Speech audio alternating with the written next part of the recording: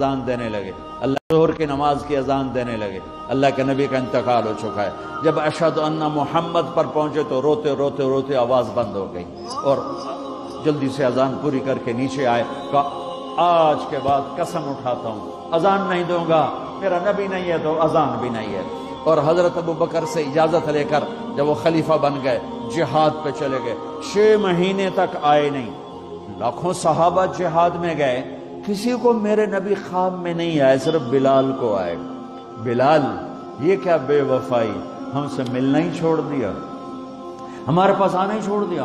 آنکھ کھلی تو ان کو یوں لگا جیسے اللہ کے نبی زندہ بلا رہے ہیں، یا رسول اللہ میں آ گیا، یا رسول اللہ میں آ گیا۔ اور اسی وقت اونٹنی کو بھگایا۔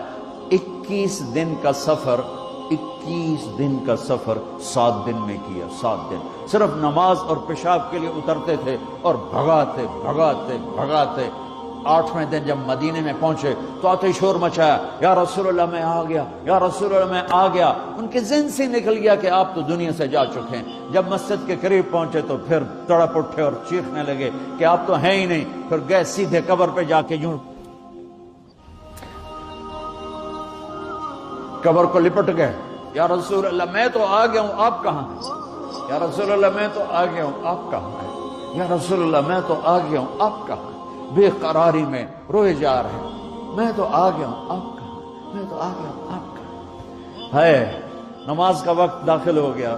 کون سی نماز سے اللہ ہی جانتا ہے، اور سب کو پتا تھا بلال نے قسم کھائی ہے کہ اذان نہیں دیں گے، لہذا کسی کو جرت نہیں ہو رہی کہ بلال سے کہیں آج اذان بلالی سنا دے۔ تو چند صحابہ کو خیال آیا کہ نبی کے نواسوں کو سفارشی بناتے ہیں، حسنین۔ آپ نے فرمایا میری آنکھوں کی ٹھنڈک حسن اور حسین، میرے جنت کے پھول حسن اور حسین۔ تو صحابہ آئے بچوں کے پاس، حسن حسین، کہ بچوں آج کسی کی نہیں چلے گی، تم بلال سے کہو اذان دے۔ تو یہ دونوں ننھے منھے بھائی، حسن 7 سال کے، حسین 6 سال کے، 10 مہینے کا فرق تھا دونوں بھائیوں۔